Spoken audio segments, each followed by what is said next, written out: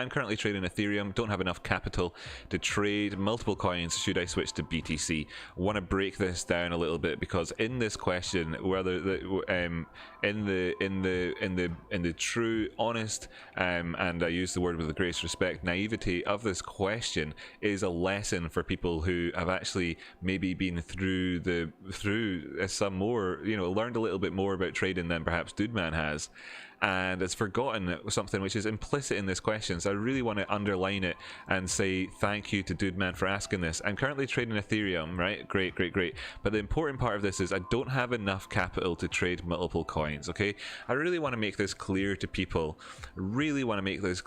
Just how good a question this is by Dudeman for having asked it. So good on you.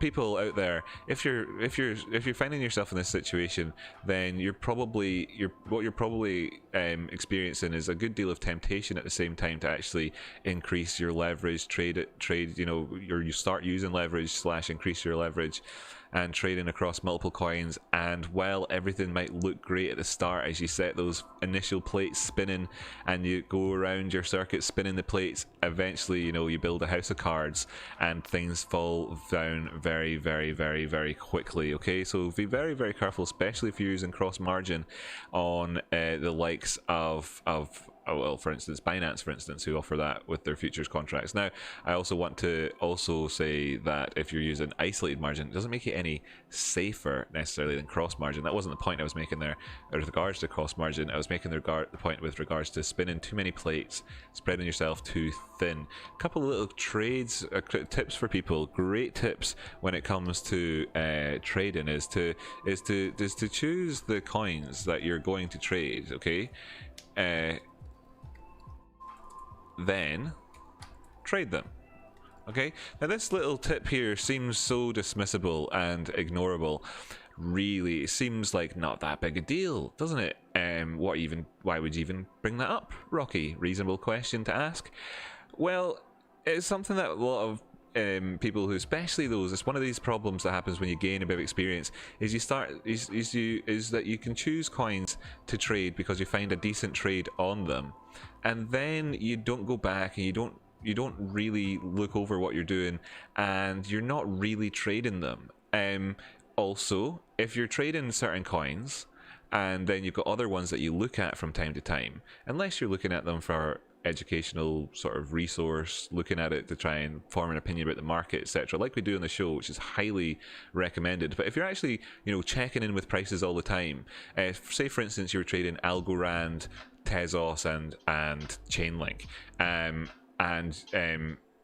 well, that's what you were telling yourself, but you were actually only really trading Tezos and Chainlink, and you had positions on them. You would open and close, and you would do that throughout the week. But then once every couple of weeks, you take a trade on Algorand. You're dedicating like a third of your brain power to something that you're not really interacting with. Okay, so there's those two things. First off, that I would like to say, which get overlooked when people, and I think that this is implicit in the question that Dudeman asked, and I really did use that word naivety with the biggest dose of respect that I could get for it, because if you read the likes of Michael Douglas, you'll find that and he's an expert, was an expert, rest in peace, all that. He was talking about how the mindset of a new trader, the novice trader, is actually far closer to the mindset of the actual professional trader than that big chunk of time in between where you go from knowing nothing to knowing everything you need to know and then acting accordingly, and you've got your psychology sorted out, and that. So you have this strange thing happen with a chart of your trading. If this the y-axis, there's your x-axis. Here's your knowledge, your knowledge about trading. That says knowledge there. That's a word that says knowledge, and you got 0 to like infinity, all right, up here. And then they've got your success, or the correct, the tick, the mindset, the correct mindset mind, that says mind, that's what that says there, mindset, right? So your mindset and your knowledge, and it starts off here, right? And you're actually up there when you start so often with zero knowledge, and then your success and your ability and everything else goes down, down, down, and down as your knowledge is increasing. Okay, 90% of traders then just pop out here at this point, and they're like, okay, this is not the gig for me.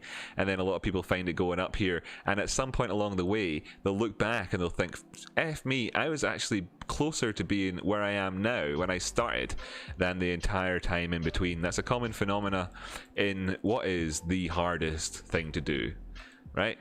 Is also commonly accepted. Now, of course, you could talk about other things being hard to do, brain surgery, rocket science, whatever.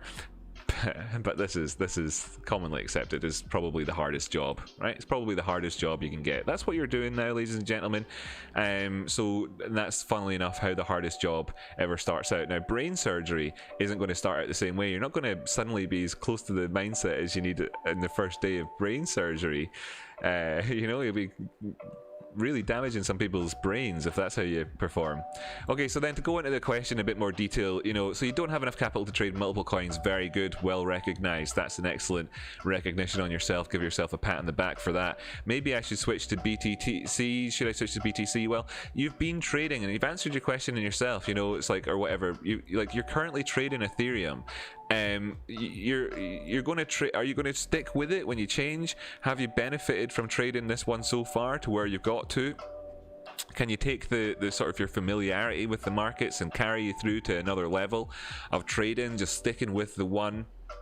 You know, does that make sense to you? And also as well, like, we're talking about two coins, we're not comparing apples and oranges here. Like, if you're to say, I've been trading mostly Bitcoin, should I switch to random altcoin, Telcoin, for instance? Should I switch to trading Telcoin?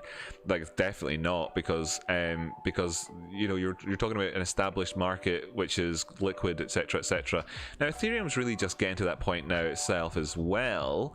So you're going from one where the liquidity, etc., is there mostly, and you're doing all right. So I would still say stay there.